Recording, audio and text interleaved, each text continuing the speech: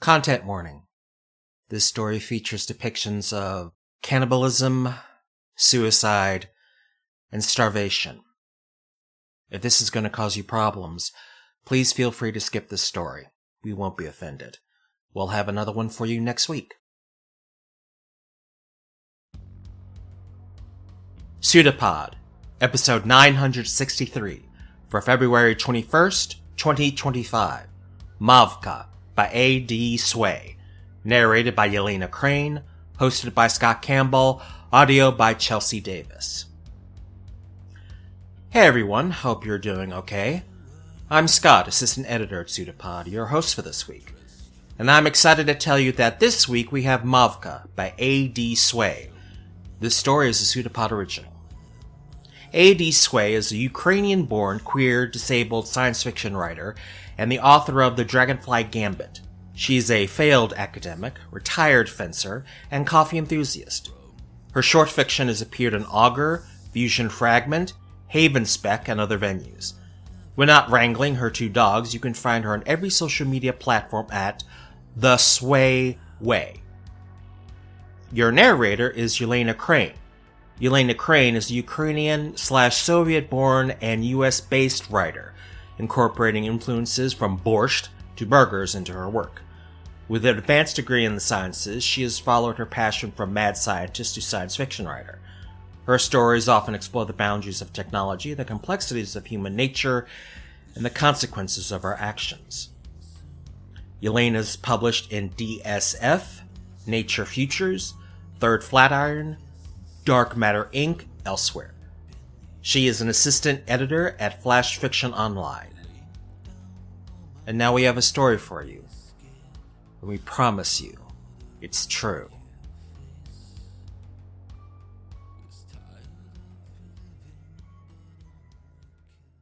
Mavka by A.D. Sway.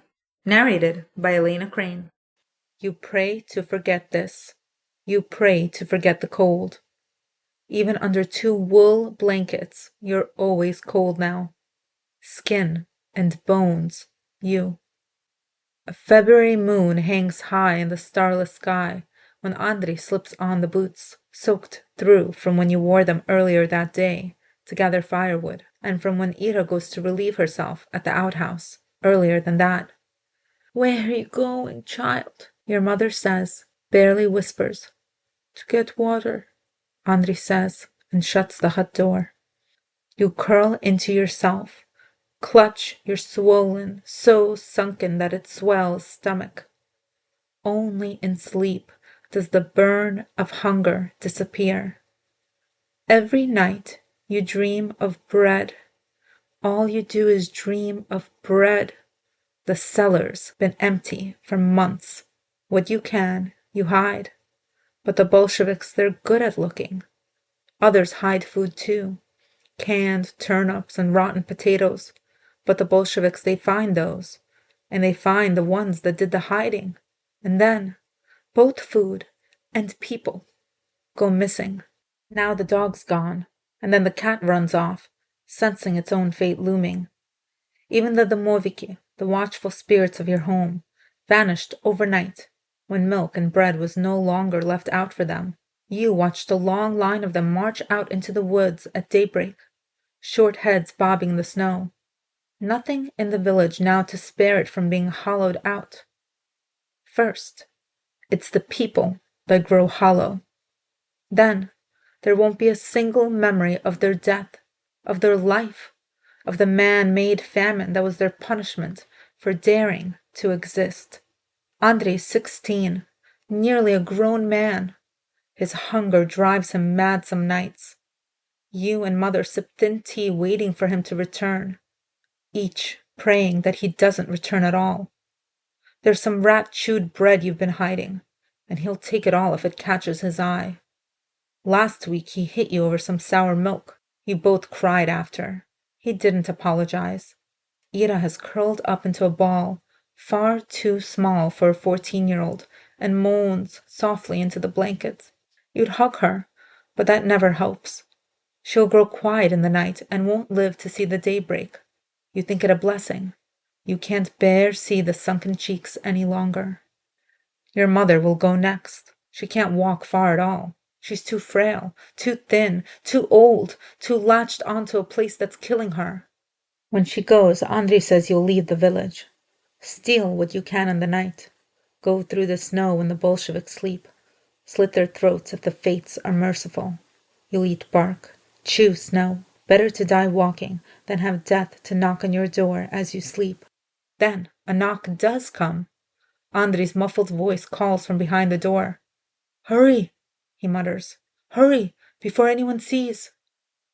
Your vision blackens when you rise from the chair, but you go to let your brother in on buckling knees. Fish smell hits you first, brine and blood. Andrei slips through the crack in the door and drags the hulking fish shape inside. It's nearly as long as him. Water frozen along the scales, magnifying their shimmer. Dark, matted hair falls around its face. "It's a girl," you whisper. "It's a Mavka," Andrei snaps back. "Not a girl." "Then why does it look like a girl?" you ask. You've never seen a Mavka in real life, only heard about them in tales. Forest spirits they are, taking on the look of a half-woman, half-fish. They live in the creeks and the forest ponds and lure young men with their beauty and their song, and then tickle them to death, to die laughing. How kind these forest spirits are. But this Mavka isn't singing. A purple bruise plays across her temple. Her steely, wide-open eyes stare at the ceiling. "It got washed up ashore," Andrei says. "They hibernate during the winters. Sometimes their swim bladder doesn't work properly, and they float up to the shore and freeze to death." "That's fish," you argue. "Mavkas aren't fish." "What are they, then?" You shrug, not knowing. You hate that your stomach grumbles loudly at the prospect of food. You want so badly to feel pity or shame, but you feel nothing but the hollowness behind your ribs. The thing is already dead. You think to yourself like a prayer. The thing is already dead. What good will it be if you become dead too? "Don't be standing around," your mother scolds from the table. "You move that fish thing out of here before they come to search the houses again. Last week they found oats in the Pachak's house, and now where are the Pachaks? Nowhere. Who knows? God bless their souls." Andrei catches you looking, your eyes tracing his scraped knuckles, the gash on his forearm. He yanks his heavy sweater over the wound. "Stoke the fire," he says. "We cook it, and we eat it, and when we don't eat, we hide." Your mother spits loudly. "You don't see those cursed things under my roof. You put that thing back where you found it, or the forest will curse your mind, curse whatever dirt you walk on." But Andrei doesn't move a muscle. "And what will Ira do? Suck her thumb to satiation?"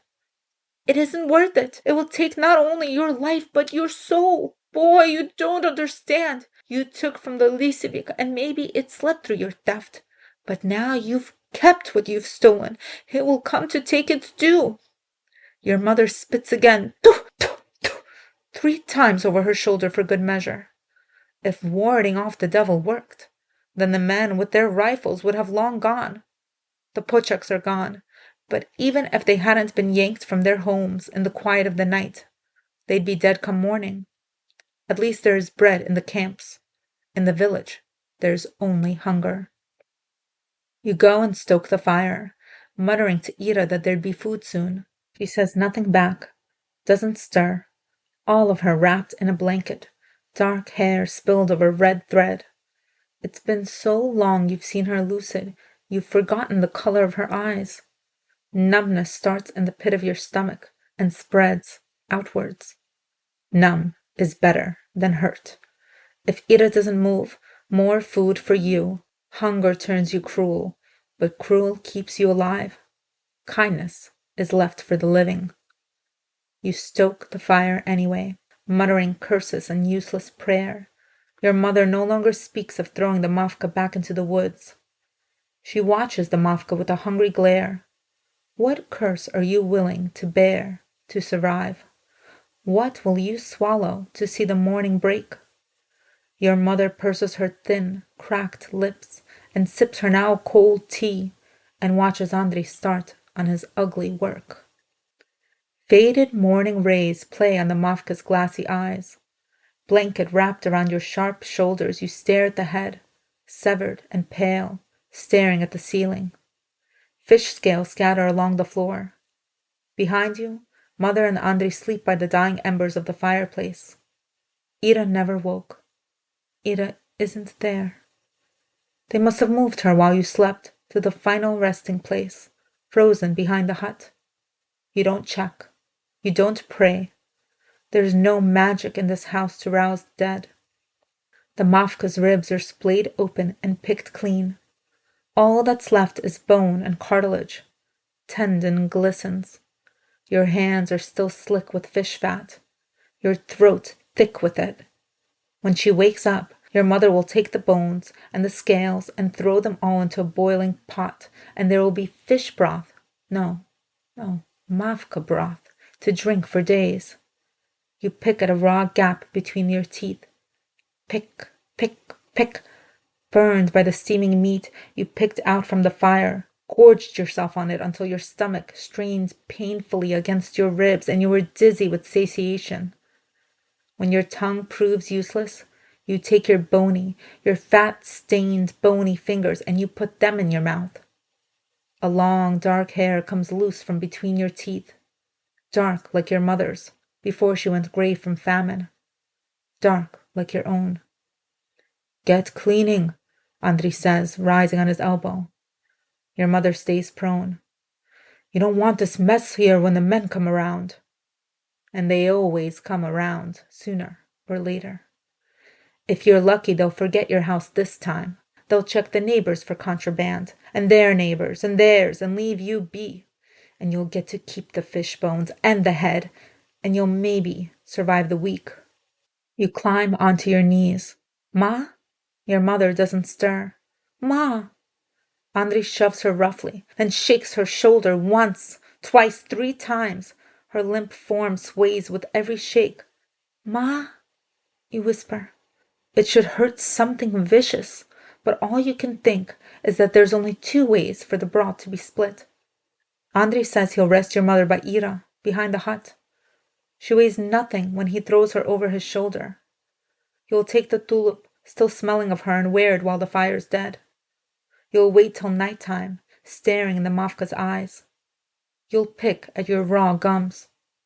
When the stars come out and the sky is dyed a deathly black, you'll make the broth. The boots appear in the crack between the door and the snow soon as you start up the fire again. You grow ice still, holding the Mavka's ribcage in your child hands. Andrei's asleep again. He sleeps so much now, muttering softly under his breath. The boots pause, but no knock comes. The firelight is dim enough that they might mistake this house dead, and no one wants to barge in on a family of frozen bodies, not even soldiers. In the first months you'd go, Mother sent you in to scour the cabinets and the cellars for anything to eat. All you ever found were rats. In the months to come, you went in looking for the rats to start with. Now the rats are gone. Still, the soldiers remain. In times like these, it's wondrous what would pass as food. After the longest minute of your life, the boots pass on without ever knocking. Andrei rolls over onto his back, still asleep. What else was there to be done? He mutters to the ceiling. And you start on the broth. Hunger pangs always come on worse after you've eaten something. Still, you can't help yourself to gulp down as much broth as you can. You drift off, suckling on the Mavka's radius, prying for the bone marrow like it will save your life. You wake up with Andrei staring at you in the dark, his eyes bloodshot and wide. I've got scales growing on my arms, he hisses. You look at his arms, scratched, raw, dripping, fresh blood. No scales in sight. Go pray, you say, still in sleep's haze, but he only shakes his head feverishly. Oh, no, prayer won't help it. Go, pray, you say again, your stomach twisting in impossible knots. You point to the icon hung high over the doorway. Ask Mary for forgiveness, and she shall forgive. You drift off to the sound of scratching. You drift off thinking of warm broth. Your mother is one of the good ones. In the first months, she rations what is left best she can, and you, as the youngest, always get a crumb. Others aren't so lucky. You find Artyom face down in the snow one morning, his thin body frozen like a plank. You ask your mother how this happened, and she says that it is a mercy he froze and not starved. You ask why she didn't put you out like that. Because I won't let you starve, she says. There's little sleeping now that Andrei tosses beneath his blanket. He whines that he's cold, just as his forehead beads with fever sweat. The floor is too stiff. The fire is too warm. He's cold. He's so very cold. He sits up, eyes yellowing and frantic, and stares towards the door. They've sent for me. You sit up too, wrapped in your blanket. Who? The woods. You stop with that cursed speech, Mother. Mother's dead. Andrei roughly scratches at his neck. Red, angry gashes run up to his cheeks. His nails come back splintered and bloody. You shuffle back. You've seen others grow mad with hunger right before death claims them. The women die softly.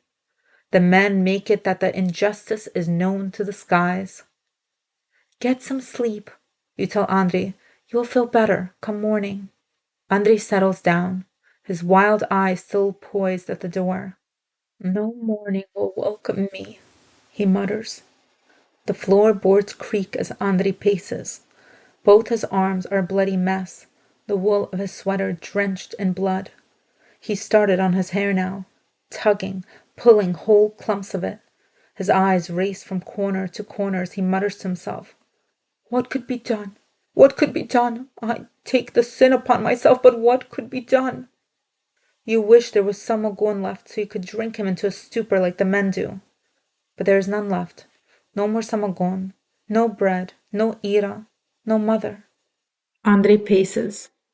Pray to Mary, you whisper. But your words fall on deaf ears. The broth is gone, you think bitterly. The last of your food gone. How long before you're lying frozen with mother and your sister? How long before, buried under February snow, the town dies completely? A slammed door breaks past your sluggish thoughts. Andrei is gone, boots forgotten.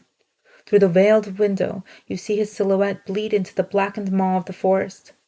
Now you're alone, alone and cold. Outside is even colder, but Andrei is there.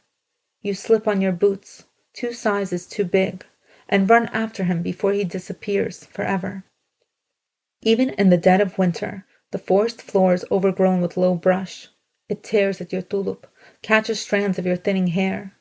You do your best to keep distance as you follow, make little noise, fall less. Snow fills your boots before you're in the thick of it. Yet Andrei, barefoot, plows forward, possessed.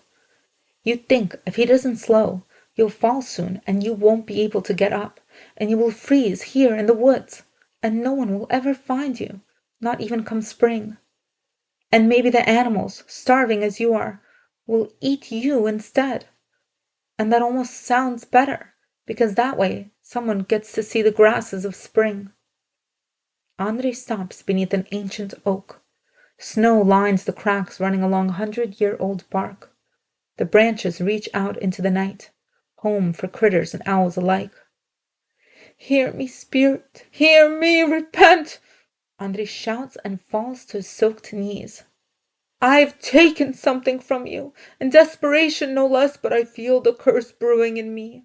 You call for me in all hours of the night to come and pay the price. You watch from behind the shrubbery, head dusted with fresh snow. That greatest liar, shrouded in snow, the village sleeps soothed by its warm light. Anyone passing would never know the bodies resting beneath the heaps of white, the pristine tablecloth hiding a passive slaughter. Hear me, spirit! Hear me! Repent! Andrei cries over and over. With a thundering crack, the tree parts itself down the middle, bark peeling in ribbons of potato skin. It opens itself up to reveal a not quite man, not quite goat, curled cozily in a wool cape, a Lysivik, a spirit watching over the forest and its ilk. It lifts its horned head and looks to Andrei. "You dare wake me while there's still snow?" it says with the voice of old ash. "Are you lost, boy?" But Andrei only falls forward on bloodied arms, smearing red against white. His eyes glow in the night with hunger. How much had he eaten? You can't remember. Was all of it for you and your mother? Did you gorge yourselves while Andrei sat by the fire, so close the flames licked his fingertips? His burned, while yours glistened with fat. He carries the curse, and you hide? "Only in my heart I'm lost," Andrei tells Lysivik. "I've taken something that was not mine, a life not mine to take. I come to you on my knees to beg you, rid this curse from my flesh." Lysivik looks on, no malice in its weathered face. It glances to your hiding spot, its yellow eyes seemingly staring through the shrubs. You meet its eyes, your own hunger and madness reflected back at you. "What did you do with the Mavka?" Lysivik asks, all-knowing. Lysivik asks as if it's asking you. A piece of tailfin churns in your stomach, flutters like it's ready to escape. "I ate it," Andrei whispers, hands folded in prayer. "I ate the whole thing, tail and eyes and scales. I ate it because the cellar was empty, and the neighbor's cellar was empty, and the cat had run off, and the men took all the grain, and the—" It nearly jumps out of your throat, a confession with a piece of fish meat. You throw back frozen palms across your lips and pray you can keep the Mavka flesh and the broth and the skin you ate fried on the fire. You beg with tears in your eyes to let you keep something, anything. You wish to fight this hunger, this cold death creeping at you, but you need something to fight with. "Lysivik, please, free me from the curse," Andrei says. You blink, and the Mavka's stony eyes greet you in the darkness. "A flesh for a flesh, then," Lysivik says. "I am but a messenger of the woods. They ask for what they claim is right. It's only fair." "It's only fair," Andrei echoes. The roots of the oak heave through the snow as they reach for Andrei. He doesn't flinch, only lowers his head to the snow. "And if flesh is traded for flesh willfully, will you yield my one request?" Andrei looks to the shrubs where you hide. Lysivik scratches its chin, follows your brother's gaze towards the shrubs. The roots of the tree break through the snow and wind themselves around Andrei gently, slowly. They hug along his waist and his shoulders and squeeze, an embrace he will never leave. But they will hold him like no mother will again, like no sister will again. There is no malice in the woods. There is only fairness. Flesh for flesh. Sin and repent. "What do you ask for, boy?"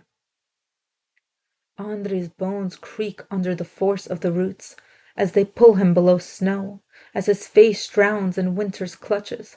He says, "Make safe passage for my sister." Memory is a stubborn thing. You have no ownership of which you will keep and which you will forget. The act of remembering is the act of forgetting, of discarding, of trading unimaginable pain for lesser suffering. You look up at the oak, twisted and cracked like your own skin is.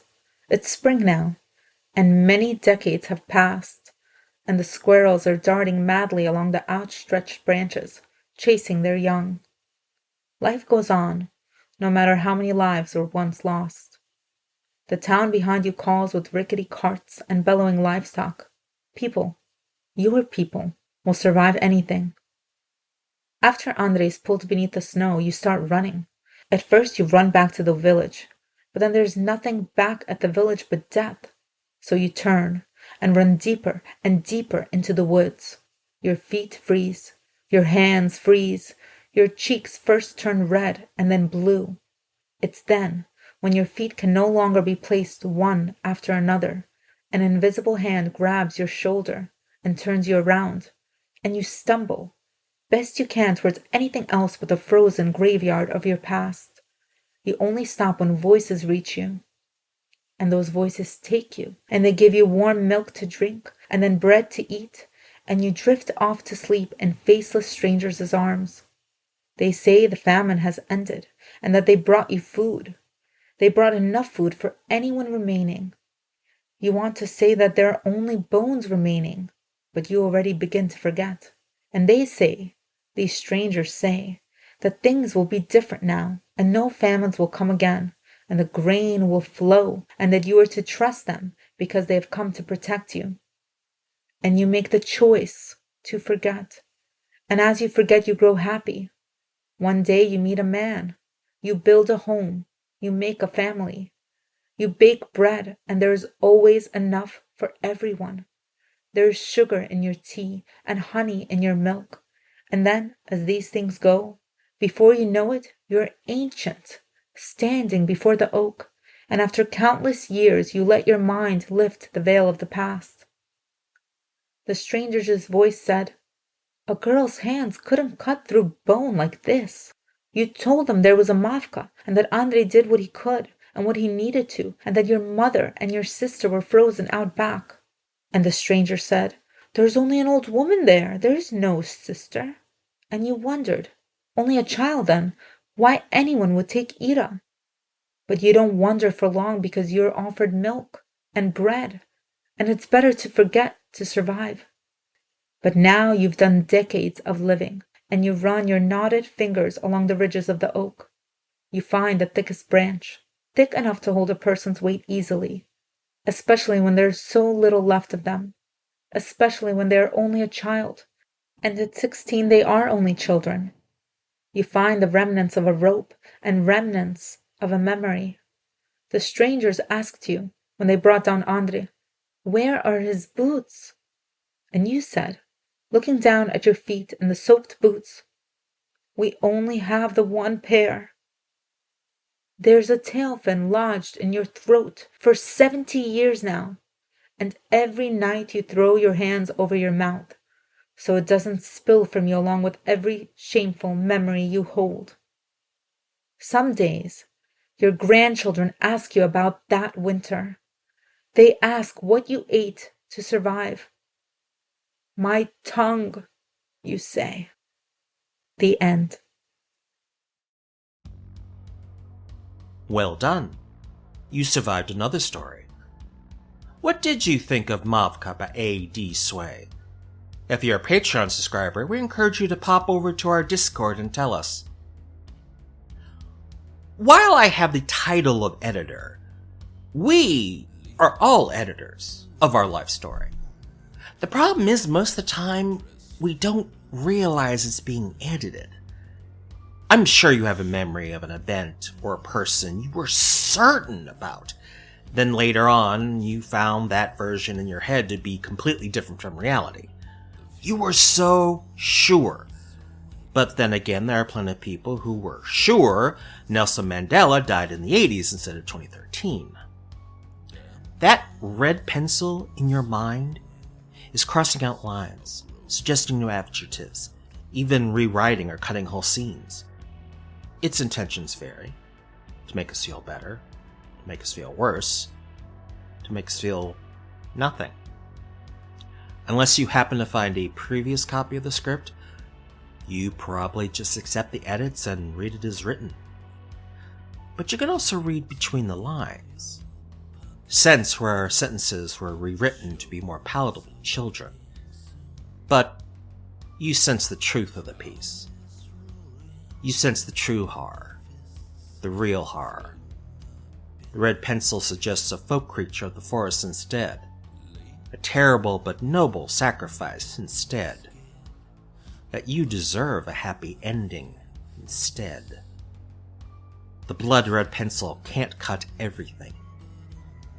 You still have a story to tell, and you have to decide if you are in control of it. Onto the subject of subscribing and support. PseudoPod is funded by you, our listeners, and we're formally a non-profit. One-time donations are gratefully received and much appreciated, but what really makes a difference is subscribing. A $5 monthly Patreon donation gives us more than just money. It gives us stability and reliability and allows us to keep coming back week after week. If you can, please go to pseudopod.org and sign up by clicking on Feed the Pod. If you have any questions about how to support EA and ways to give, please reach out to us at donations@escapeartist.net. For those of you who already support us, thank you. We literally couldn't do it without you. And for those who haven't, a quick reminder that Apple has changed the way charging works through App Store apps. Long story short, sign up through a browser, including one that's actually on your phone, and it'll be cheaper than going through the official Patreon app. This doesn't affect existing subscribers, it's just for new members. And if you can't support us financially, then please consider leaving reviews of our episodes, or generally talking about them on whatever form of social media you can't stay away from this week. We'd love to see you on Blue Sky. Find us at pseudopod.org. If you like merch, you can also support us by buying goodies at the Escape Artist Void merch store. The link is in various places, including our latest social media posts. PseudoPod is part of the Escape Artist Foundation, a 501c3 nonprofit, and this episode is distributed under the Creative Commons Attribution Non-Commercial Non-Derivatives 4.0 International License. Download and listen to the episode on any device you like, but don't change it or sell it. Theme music is by permission of Anger's Manga. And finally, PseudoPod and Stephen Wright know a clear conscience is usually a sign of a bad memory. See you soon, folks. Take care. Stay safe.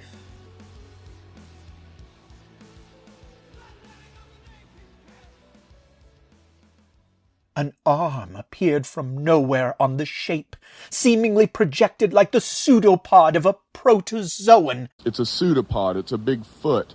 It's all about podcasts these days.